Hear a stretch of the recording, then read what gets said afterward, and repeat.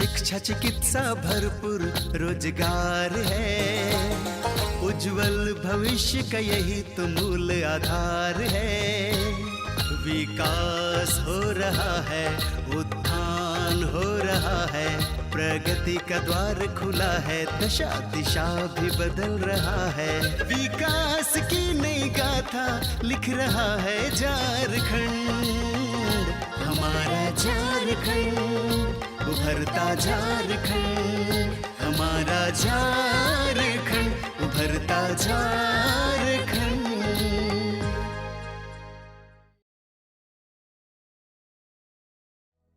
कहते हैं कि सशक्त महिला सशक्त समाज।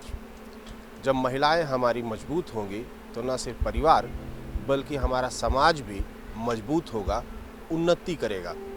तो आज के अंक में हम जानेंगे कि कैसे महिलाओं ने अपने छोटे प्रयास से ही खुद को आत्मनिर्भर बनाया है और आर्थिक सशक्तिकरण के इस दौर में खुद को मजबूत किया है। अपने देश के गांवों में ऐसी महिलाएं बहुत कम हैं जो अपनी आय स्वयं सृजित कर आत्मनिर्भर बन पाई हैं। ये लोग ज्यादातर घरेलू काम में ही व्यस्त रहती हैं। कुछ लोग यदि खेती बाड़ी से जुड़ी हुई भी हैं तो वे पुरुषों के अधीन ही काम करती हैं। ऐसे में आर्थिक तथा सामाजिक रूप से आज भी स्वतंत्र नहीं बन पाई हैं। अतः अपने झारखंड प्रदेश में महिलाओं को सशक्त बनाने के उद्देश्य से कई समूह सामने आ रहे हैं। गिरिडीह जिले में ऐसा ही एक कृषक उत्पादक संगठन है न्यू फ्रेश बास्केट, जो महिलाओं के घर आंगन में रोजगार उपलब्ध कराकर उन्हें स्वावलंबी बना रहा है। ये संगठन ऐसी महिलाएं जो बेरोजगार हैं उनका समूह बनाकर उन्हें प्रशिक्षण दे रहा है तथा उन्हें कुटीर उद्योग से जोड़ रहा है। इनके प्रयासों से आज ये महिलाएं सत्तू, पापड़, चिप्स तथा मशरूम उत्पादन जैसे कई कार्य में जुड़ गई हैं। वे अब इससे रोजाना आमदनी भी प्राप्त कर रही हैं। कल तक जिन महिलाओं को अपनी छोटी छोटी जरूरतों के लिए भी अपने घर वालों के आगे हाथ फैलाना पड़ता था, आज वे स्वावलंबी बन गई हैं। वे अब अपनी आमदनी से घर परिवार की भी मदद करने लगी हैं। न्यू फ्रेश बास्केट की महिलाएं सुबह से ही चिप्स बनाने के कार्य में जुड़ जाती हैं। हमारा ये न्यू फ्रेश बास्केट के ये हमारी जो सब बहनें लोग हैं, ये सुबह आ करके सबसे पहले अपना आलू का ग्रेडिंग करती है। बड़ा छोटा 3 ग्रेड में करती है आलू। उसके बाद आलू ग्रेडिंग करके उसके बाद धुलाई करते हैं स्वच्छ पानी से। धुलाई करने के बाद हम लोग फिर उसका छिलका उतारने के लिए उस मशीन में छिलका उतारते हैं और इस मशीन में ये आलू चिप्स का कटिंग होता है। यहाँ जब कटिंग होने के बाद फिर इसमें थोड़ा सा फिटकरी डाल करके 2 से 3 पानी में इसको धुलाई होता है और ये लगातार पानी में ही रखते हैं ताकि ये हमारा ये आलू चिप्स काला ना पड़े। लगातार ये पानी में रहता है। उसके बाद फिर इसको हम लोग अभी बॉयल करेंगे। बॉयल करने के बाद ये अभी ये डेग में रखेंगे और 10 से 15 मिनट इसको बॉयल करेंगे। बॉयल होने के बाद फिर इसको हम लोग बढ़िया सा कपड़ा में उसको सुखाने के लिए हम लोग उसको एक एक करके बिछा करके सुखाते हैं। सूख जाने के बाद फिर इसके एक बार पलटी करते हैं और जब ये पलटी होता है तो फिर इसको इकट्ठा करके हम लोग उसका पैकिंग करते हैं। तो इस प्रक्रिया में थोड़ा 1 दिन का समय लगता है और 1 दिन में ये पूरा तरह से आलू चिप्स हमारा बन करके बहुत बढ़िया अच्छा अभी हम लोग दिखाएंगे कि हम लोग बनाते हैं जी। आज गिरिडीह जिले में न्यू फ्रेश बास्केट से लगभग 350 महिलाएं जुड़ी हुई हैं। इन्हें इसके माध्यम से आलू के चिप्स, चने के सत्तू, पापड़, मशरूम उत्पादन आदि का प्रशिक्षण दिया जाता है। महिलाएं प्रशिक्षण हासिल कर इन कार्यों में निपुण हो जाती हैं और अपने घर आंगन में ही इसका उत्पादन कर इससे निश्चित आमदनी प्राप्त करने लगती हैं।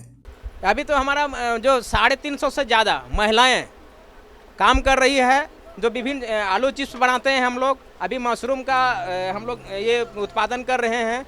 फिर अभी हम लोग ये देखिएगा, अभी हम लोग सत्तू, चना का सत्तू बनाते हैं, पापड़ बनाते हैं।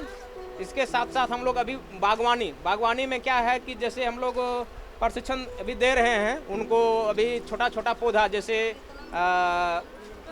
टमाटर है, बैंगन है, मिर्चा है, वो नर्सरी करके हम लोग उसको पौध तैयार करते हैं और उसको तो करके हम लोग उसको बाजार में लेते हैं। तो इससे सारा काम जो ऐसे हमारी महिलाएं ही संभालती हैं। इस संगठन से ज्यादातर महिलाओं को इसलिए जोड़ा जा रहा है क्योंकि महिलाएं पुरुषों की तुलना में ज्यादा दक्षता और निपुणता के साथ कार्य करती हैं। दूसरी तरफ ये महिलाएं पारिश्रमिक भी पुरुषों की तुलना में कम लेती हैं। इससे कंपनी को ज्यादा लाभ होता है। महिलाओं आज की जो हमारी जो स्थिति है, महिलाओं आज तक लोग समझते रहता है कि घर के अंदर ही वो सोचती है कि हम चूल्हा चौका तक सीमित है, लेकिन ऐसा नहीं है। महिलाएं बहुत बढ़ करके खेती में भागीदारी होती है और अधिकतर काम महिलाओं को दिया जाए तो ज़्यादा दक्षता और निपुणता से करती है और उनको स्वरोजगार मिलता है। इसको घर के जैसे अगर क्या है कि अगर हम इसको थोड़ा सा मजदूरी भी कम, मतलब कहने का मतलब है लड़का लोग अगर हम उसको अपेक्षा महिलाएं ज़्यादा सस्ती है और हमारा माल प्रोडक्ट में थोड़ा कम खर्च आता है, तो इसको बाज़ार में ज़्यादा हम प्रोडक्ट होता है और बेच पाते हैं। तो इसलिए हम स्वरोजगार की दृष्टि से महिलाओं को ज़्यादा रोजगार देने की कोशिश कर रहे हैं। इस एफपीओ की मदद से आज गिरिडीह जिले की रुक्मणी देवी अन्य महिलाओं के साथ चने का प्रसंस्करण कर सत्तू बनाने का कार्य कर रही है। वो बताती हैं कि आज उनके लिए अपने घर आंगन में काम करना संभव हो पाया है तो एफपीओ से जुड़ने की वजह से। जांता का यह 2 पहिया जो है, यह प्रतीक है विकास का। ये प्रतीक है जो सतत प्रयास है उसका कि किस तरह से विकास का पहिया या कहें कि आत्मसम्मान को जगाने वाला जो चक्र है वह धीरे धीरे घूमता है और स्वयं को आत्मनिर्भर बनाता है। और यह जो पूरा प्रयास है ये महिलाओं के द्वारा है।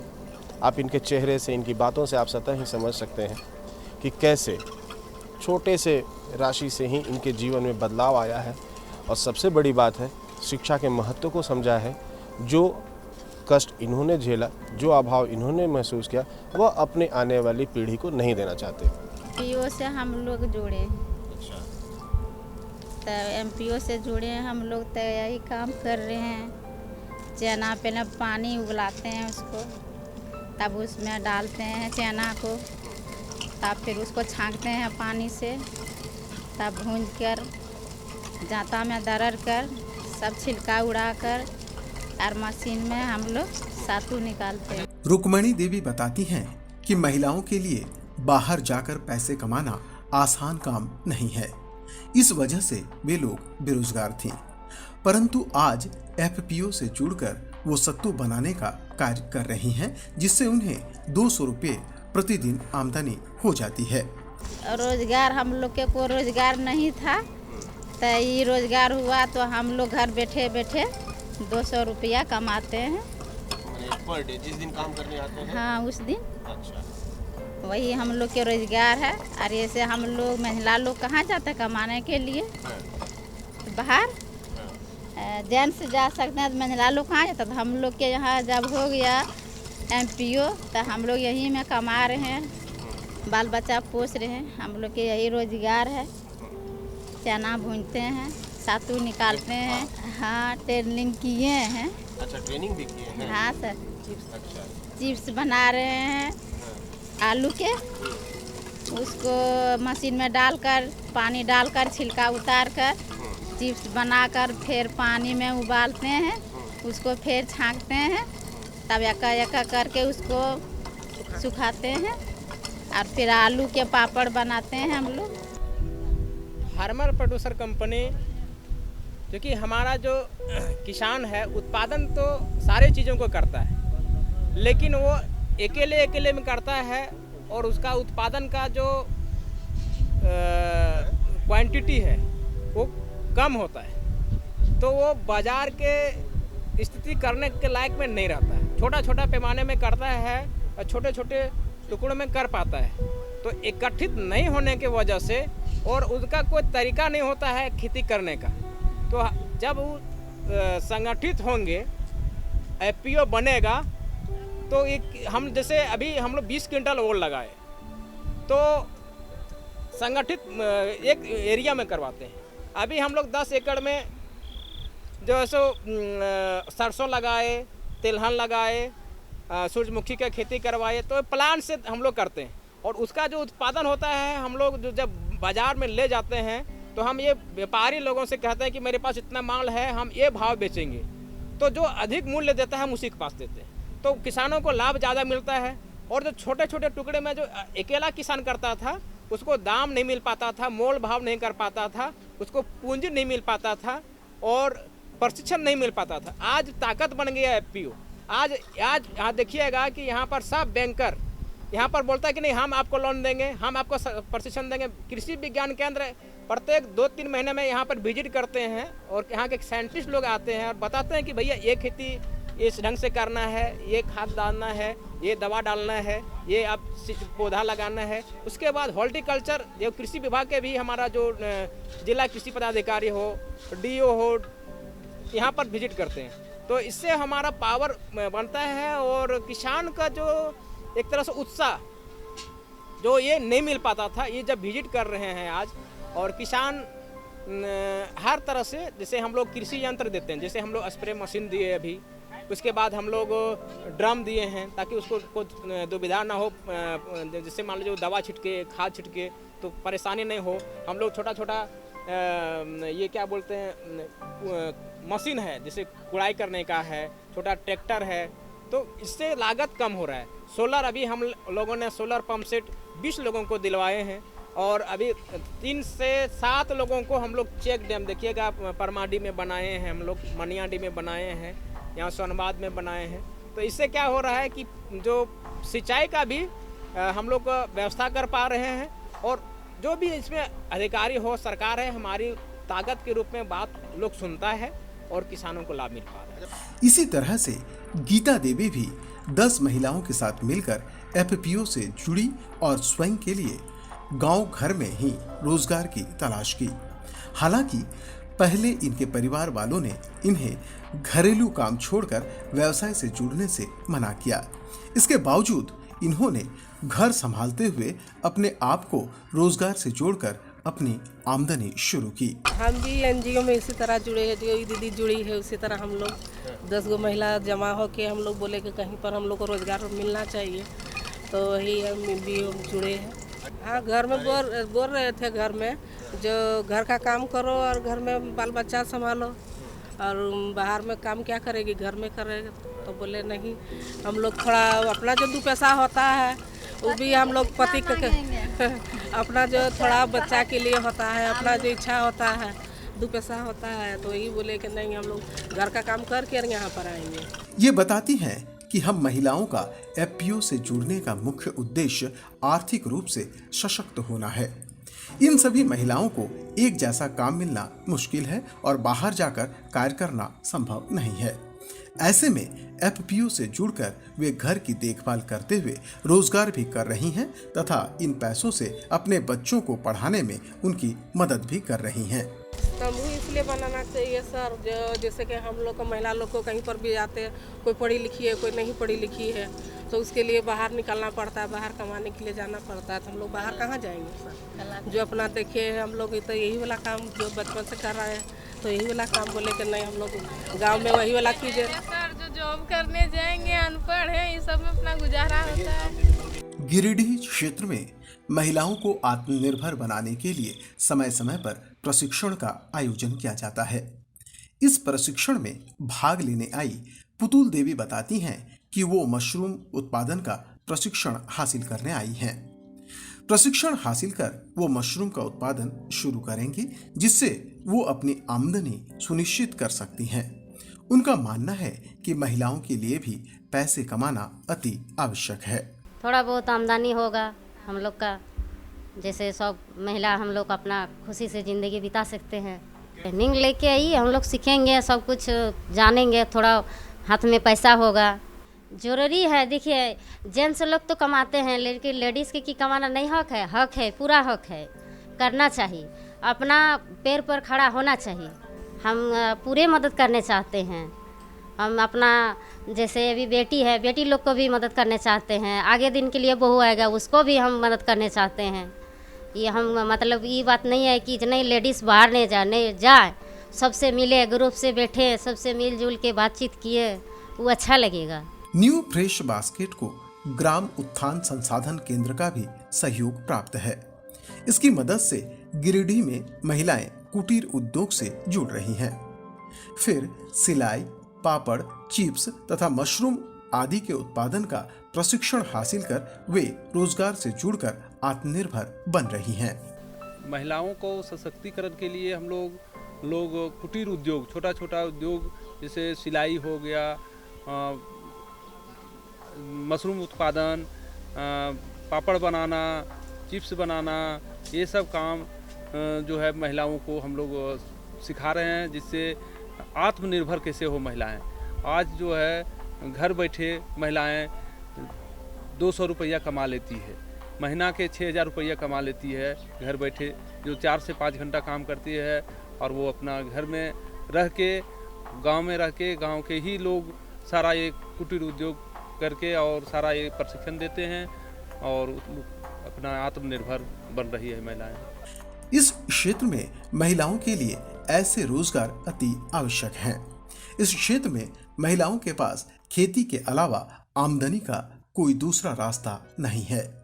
खेती चूंकि यहाँ सालों भर नहीं हो पाती, ऐसे में इनके लिए सालों भर इनके घर आंगन में रोजगार सृजित करना बहुत ही जरूरी है।